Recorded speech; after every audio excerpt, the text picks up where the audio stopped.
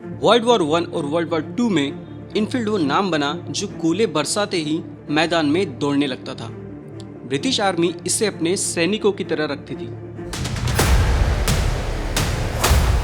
1980 के दशक में जब जापानीज और यूरोपियन बाइक्स ने पूरा मार्केट निगल लिया था, रॉयल इनफील्ड की बिक्री गिरती रही और फैक्ट्रियां सूनी होने लगी। एक ब्रिटिश फैक्ट्री में बनी ये बाइक उस दौर में बनी जब लोग घोड़े चलाते थे। इनफील्ड वो नाम था जिसने घोड़ों की जगह ली और पहली बार इसे देखा गया जब दुनिया ग्रेट डिप्रेशन के आग में जल रही थी। लेकिन क्या आपको वो हिस्सा पता है जो रॉयल इनफील्ड की कहानी से अब तक छुपाया गया? क्यों कंपनी 3 बार बिकी और कैसे एक आदमी ने इसे डूबने से बचाया?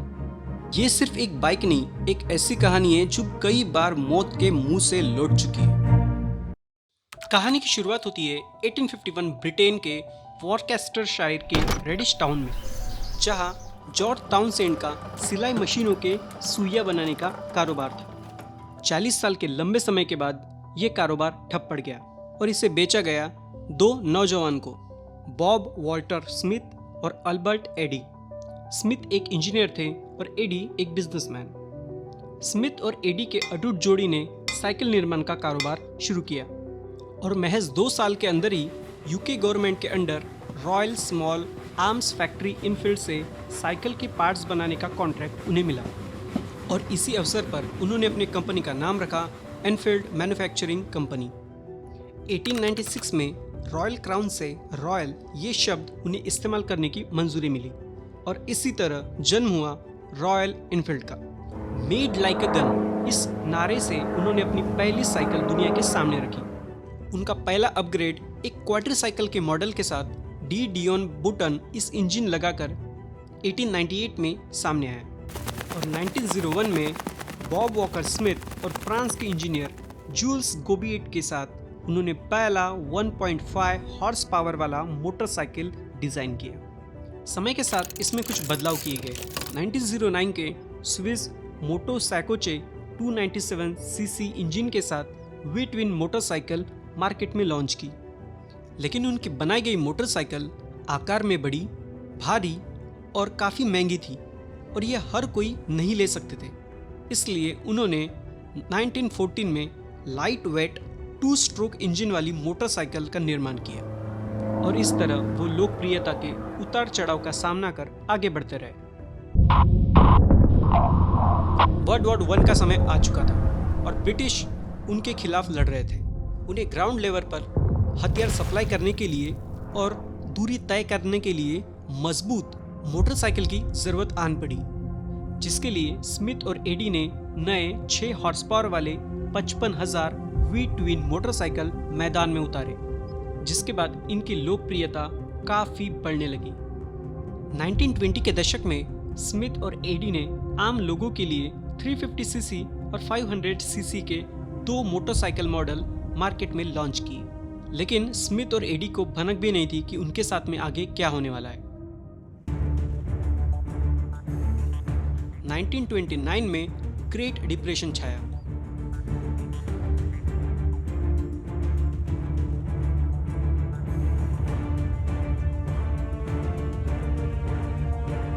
जिन्होंने पूरे देशों में गरीबी, बेरोजगारी और व्यापारों को ठप कर दिया, जहां उनकी सेल अचानक से गिर गई और कंपनी दिवालिया होने पे आ चुकी थी। आवश्यकता ही आविष्कार की जननी है। स्मिथ और एडी ने 1932 में फाइन डिजाइन और रॉयल मॉडल के साथ पहली बुलेट का निर्माण किया, जिसे लेने वाले को ताकतवर और गर्व महसूस होता। इसके 3 मॉडल 250 सीसी, 350 सीसी और 500 सीसी के साथ मार्केट में फिर से अपनी जगह बनाई। 1939 तक वर्ल्ड वॉर 2 की शुरुआत हो चुकी थी और ब्रिटिश सेना को हल्की, फोल्डेबल और छोटी मोटरसाइकिल की जरूरत आन पड़ी, जिसके लिए स्मिथ और एडी ने 125 सीसी वाली 30,000 ऐसी मोटरसाइकिल का निर्माण किया। वो इतनी हल्की थी कि उन्हें पैराशूट से आसानी से नीचे छोड़ा जा सकता था और इस मोटरसाइकिल का नाम रखा फ्लाइंग फ्ली। 1947 का दौर आ चुका था और भारत अभी अभी आज़ाद हुआ था। भारत में आधुनिक उपकरणों की मांग धीरे धीरे बढ़ने लगी। इसके लिए 1949 में मद्रास के उद्योगपति KR सुंदरम अय्यर ने मद्रास मोटर की स्थापना की। 1952 में भारतीय सेना को भरोसेमंद लेकिन टिकाऊ मोटरसाइकिल की जरूरत आन पड़ी, जिसके लिए उन्होंने 500 350 सीसी वाले बुलेट रेडिश यूके से मंगवाए। शुरुआत में मोटरसाइकिल बनाने के लिए स्पेयर पार्ट्स ब्रिटेन से आयात किए जाते और मद्रास मोटर में उन्हें असेंबल किया जाता, जहां 1955 में रॉयल इनफील्ड ने मद्रास मोटर के साथ हाथ मिलाकर तिरुवुत्तियूर, चेन्नई में इनफील्ड इंडिया की शुरुआत की।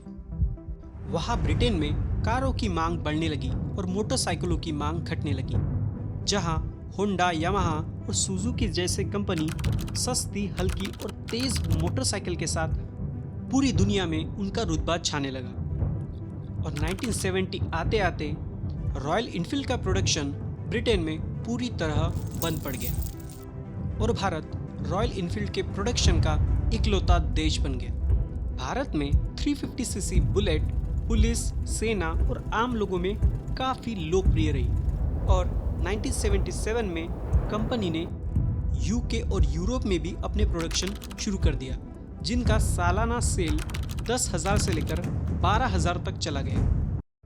1980 का दशक आ चुका था और ब्रिटेन में बुलेट का प्रोडक्शन पूरा ठप करने के बाद होंडा, यामाहा और सुजुकी भारत में भी अपनी कंपनी लेके आ चुकी थी, जहां उनकी सस्ती, तेज और टिकाऊ बाइक बुलेट के भारी भरकम और कम माइलेज वाले मॉडल को पूरी तरह तहस नहस करने के लिए कोई कसर नहीं छोड़ रही थी, जिसे 1990 में आयशर ग्रुप ने खरीद लिया।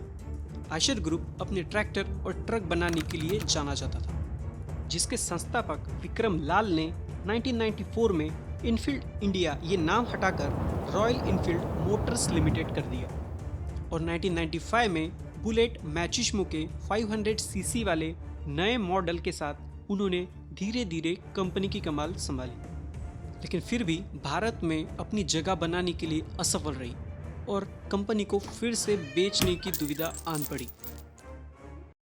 लेकिन एक जुनून और नए आइडियाज़ के साथ विक्रम लाल के बेटे सिद्धार्थ लाल ने COO की कमान संभाली, जिसने रॉयल इनफील्ड की कहानी बदल के रख दी।